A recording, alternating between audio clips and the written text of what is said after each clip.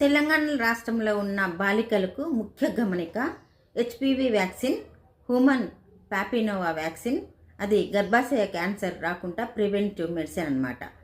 రాకుండా కాపాడుతుంది. 14th birthday అయిన ఆడపిల్లలకు ప్లస్ 15th బిలో ఉన్న ఆడపిల్లలకు వేయించాలి. ఇది మన తెలంగాణ రాష్ట్రం ఫ్రీగా సరఫరా చేస్తుంది.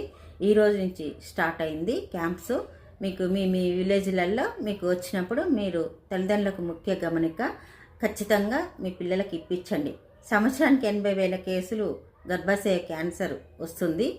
ముఖ్యంగా ఆడవాళ్ళల్లో వచ్చే క్యాన్సర్లలో ఇది రెండో రకం అనమాట. చాలా ప్రమాదకరమైనది.